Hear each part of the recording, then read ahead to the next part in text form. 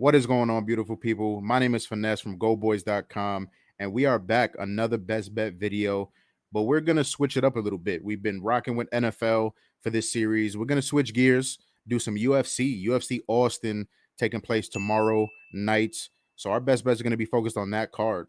So let's get right into it. But before we do, gotta shout out the sponsor of the video. Shout out to Sleeper Picks, one of the best DFS platforms in the world. MLB, NFL, NBA, whatever you're looking for in terms of player props, some of the best lines, some of the best odds you can find, and no better time to join than right now. Use code FTB when signing up, and you get a 100% match on your first deposit. So some free money there. Make sure you download Sleeper and Pick It Sports, a completely free platform to do your line shopping. Got to make sure you get the best of the lines. Why pay minus 130 when you can pay minus 110 at another book? So completely free app. Also use code FTB there, and you get some free dollars upon download as well. So shout out to the sponsor of the video. But without further ado, let's get right into it. First best bet of UFC Austin is going to be Veronica Hardy plus 3.5. That's at minus 140. The spread bets are only available on DK, but DK is still a big book, so hopefully most of you guys are able to get that in. I'm not mad at the money line. Veronica Hardy money line sitting around plus 150 around that area. Not mad at that at all, but it's WMMA. It can be volatile. And so therefore I'm opting to kind of go the safer route, take the plus 3.5. Yeah, I like the spot for Hardy. A lot of people I've heard, throughout fight week, a lot of people on both sides of this fight, but I'm hearing some things that I disagree with in terms of the Hardy side. Hardy last time out, going against Juliana Miller, and a lot of people, she was definitely improved. You can definitely see that she was an improved version of herself after the 3 years off. But people kind of taken away from that fight because Juliana Miller is extremely low level, debatable whether she's UFC level, and I agree with that. But I was still very, very impressed by Veronica's performance in that fight. You can only fight who's in front of you, right? So even if it's a lower level of competition, she still got to go in there and fight and perform, and I think that's exactly what she did. That time off looks like it did her very, very well. Like I said, 3 years off. And you guys got to remember, she came into the UFC. It was 2016. She was 20 years old, just still a kid, fighting, in the biggest, brightest stage of the UFC.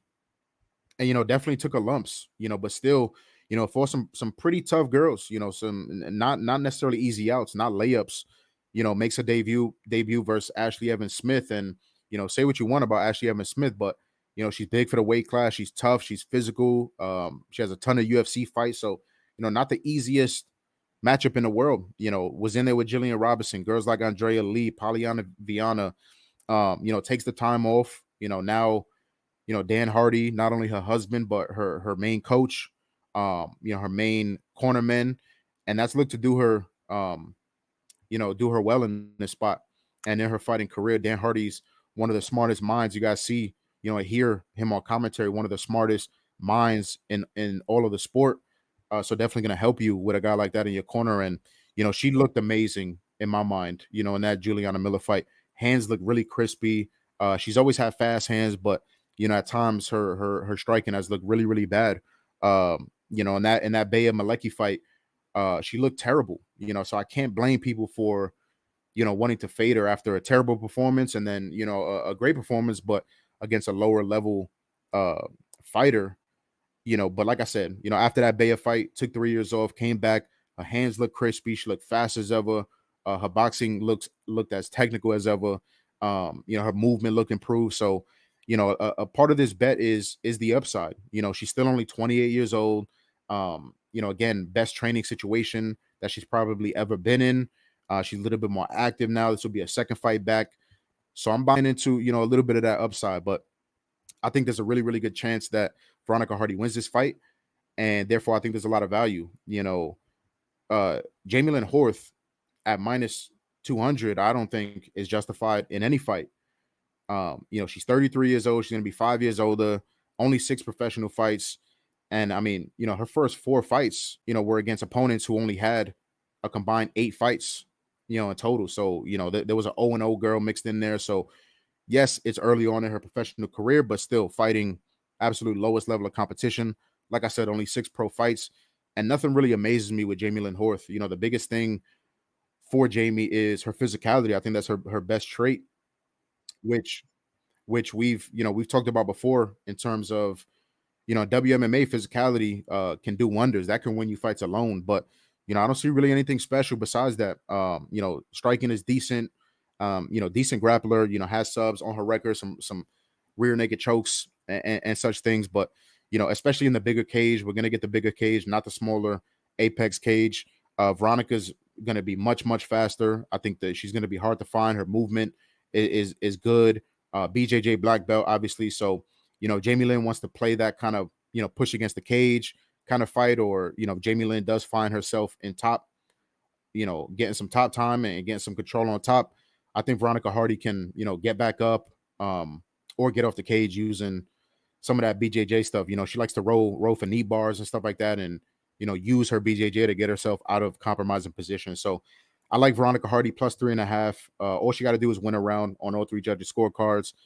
And I really like that. Like I said, the money line I think is mispriced. Therefore, the plus 3.5 is mispriced in my opinion as well. The 3.5 I think should be minus 200, minus 225 to be honest. So getting minus 140 on a plus 3.5, I really like that. I think Veronica wins this fight, but at the worst, snags a round over Jamie Lynn. So that's our first best bet of the episode. We got a couple more for you guys. The next one, I was a little bit chalky, right? We laid some juice, laid minus 140. Now we get to the interesting stuff. Now we get to the plus money. I'm gonna go with Bobby King Green, the one, the only Bobby Green money line plus 172 on FanDuel. That's the best current price. And I'm also gonna rock with Bobby Green money line and fight to start round 3. That is available as a special on FanDuel. You can also play that on DK as well. So, and that's plus 300 for that lay. So yeah, let's get into it. Bobby Green, here we go again. This line is just absolutely mispriced. And we cashed on Bobby Green his last time out at plus 350 against Grant Dawson. What a cash that was.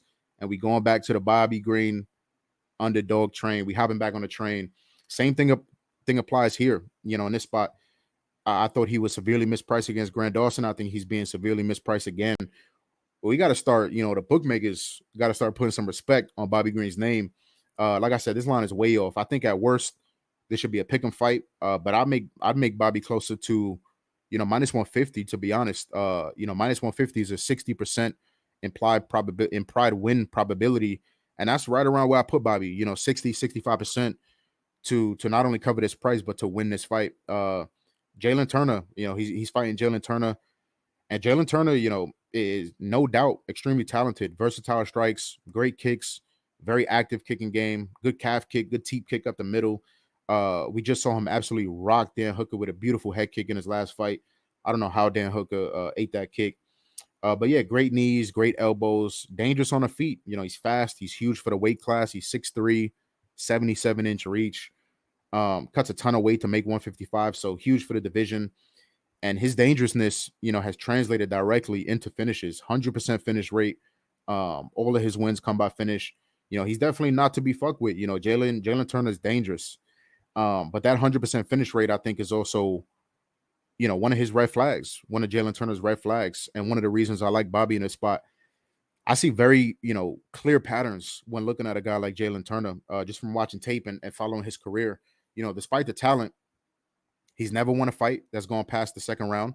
He's 0-4 in decisions, 3 of them being split decisions, but, some of those are a little bit of nonsense in my opinion. Like that Dan Hooker fight, that was a split decision, but I think Dan clearly won that fight. Jalen has struggled with well-rounded fighters. Jalen is great at capitalizing on major holes. When he sees major holes in his opponent's game, he's great at capitalizing, on those holes in these guys' game. Guys like Brad Riddell, who he caught in the guillotine, Uros Medic, who can't grapple at all, choked him out too. Brock Weaver choked him out too. All low-level guys in the division that either can't grapple or are levels below guys like Jalen and Bobby is in the grappling department. If the striking is low level, if Jalen is in there with a guy who's, can't strike, or the striking is low level, a guy like Kalen Porter, a guy like Max Mustaki. Jalen can expose you there too. He can definitely expose you in the striking realm, um, break you, break you with strikes and kind of and finish guys. Like I said, very dangerous finisher. But then you get guys like Matt Frivola, you get guys like Vicente Luque, Dan Hooker, well-rounded guys that can stop takedowns, um, and hang or dominate in the grappling, and guys that can knock you out. And those are all L's for Turner. All those guys that I mentioned, those are all L's for Turner. Some guys are also able to kind of break Jalen Turner down, as the fight goes longer. We saw that in the Dan Hooker fight, competitive first round. Jalen had decent volume in that first round, and then Jalen's output dropped off in round two. Dan was able to kind of put it on him with the strikes, land a ton of strikes, almost choked him out at the end of that round too, which came off a mistake by Jalen. That fight was 100% over. If there were like 5 more seconds left in that fight, those type of things that I'm discussing now, I think lend themselves to some bigger things in this fight too. We talked about Jalen kind of, wilting down the stretch in some of his fights, him struggling with well-rounded guys as well. We talked about that, and guys being able to kind of break him down. Now enters Bobby Green. Bobby Green now enters the chat. And I think those bad qualities that I just discussed from Jalen, I think, are the worst possible qualities against a guy like Bobby Green, one of the most well-rounded and experienced fighters in the division. Durable, great striker, good wrestler, good grappler. Even though he doesn't show it a ton, he wants to strike with you. And that's what Bobby does best, in my opinion. Outlast guys, break them down over 15 minutes. We've seen it countless times throughout his legendary career, him doing that. He's almost always in fights, whether he's outmatched skill wise, he finds a way to stay in fights.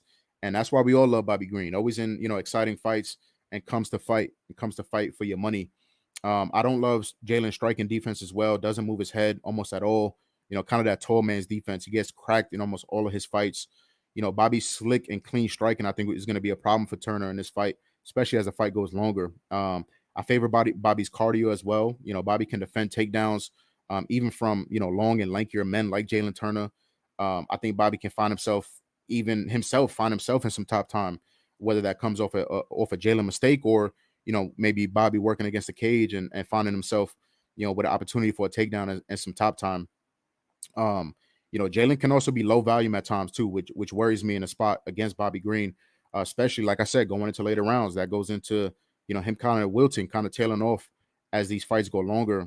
His volume has withered off several times in round twos.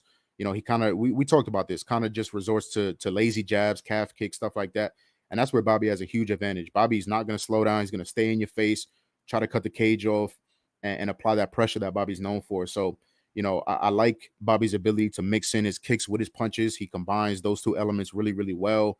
And I think that's going to come in handy. Jalen is kind of overcommits and overreacts when trying to defend kicks. So I think that kind of leaves him open to strikes too.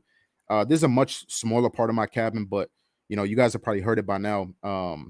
We don't really know what's happening, behind the curtain in a fighter's mind, but I hate the stuff that I'm hearing from Jalen this fight week. He's in fighter media, he's saying a lot of things that worry me. He said he was kind of forced, kind of strong armed into taking this fight. He said he declined this fight, and then they called him again for this fight, and he kind of felt that he needed to take the fight, and he didn't really want to take the fight, and that's concerning within itself. He's talked this week about not really loving hurting people anymore, and I hate that. We've seen instances of that throughout UFC history, and that's just, you're in a cage in front of millions of people fist fighting, and you're not really wanting to hurt people. That's a major problem. So, he just doesn't. We saw this in the Dan Hooker fight. He just broke in that fight. Dan Hooker broke him in that fight. And it just seems more and more like, he doesn't, his head isn't all the way in. He doesn't really want to be there, doesn't really want to be fighting. Again, I could be wrong, but, I can only divulge the stuff that I'm hearing. So, with all that said, I think worst case scenario, I think there's a 50-50 fight, 15-minute striking fight. And I love taking an absolute dog in Bobby Green. At these big odds too, in this type of fight, even if it is a close fight, if the fight goes to decision and it's a close fight, I want the plus 172, plus 175 in my pocket in a 50-50 fight. So love those two bets. Bobby Green money line plus 172, and Bobby Green to win and fight to start round three. I think if Bobby finishes this fight, I think it's going to be later on, kind of lend into what I've been talking about, Jalen Turner wilting as the fight goes on. So I also wanted to give the people, we're not running subs and dubs this week, which is our weekly UFC podcast. So I wanted to give you guys some sauce too. Just end the video on a high note with some sauce. So I put together a all underdog money line parlay that I really, really love for this card. So we're gonna start it off. Veronica Hardy money line, which we talked about. Bobby Green money line, which we also talked about. Kelvin Gastelum money line, and Davison Figueiredo money line. So all four of those fighters are underdogs, and it is plus 2705. So little nice little 27 to 1. I have 0.2 units on that. So $20 to win, about 560. Let's cash a little underdog money line parlay one time for the best bet segment. So that is going to do it, guys. That is it for me. You got a total of 4 best bets. So I hope you guys enjoyed that. If you did, if you found what I do in this episode helpful to you guys, hit that like button for us. Really helps us out. Subscribe to the Go Boys YouTube network. We're doing a bunch of free content. I just hit you guys with some UFC, NFL, NBA. Subscribe to the channel. Hit the notification bell. Really helps us out a ton. So once again, shout out to the sponsor of our video, Sleeper Picks. Pickett Sports, 2 of the best platforms to shop lines and play some bets. We got deposit matches. Use code FTB, and all of those links will be in the description. Links to Sleeper, links to Pickett, and links to GoBoys.com. Once again, shout out to GoBoys.com. That's where you can find the rest of my plays for tomorrow's UFC card, all of my plays in general, and other plays and content from the best team in the world. So visit GoBoys.com. We'd love to have you in the Discord. So that is going to wrap it up for me. Thank you guys for watching the video. UFC Austin. Let's cash some tickets, baby. And before I let you guys go, if you guys have a gambling problem, please make sure to call 1-800-GAMBLER.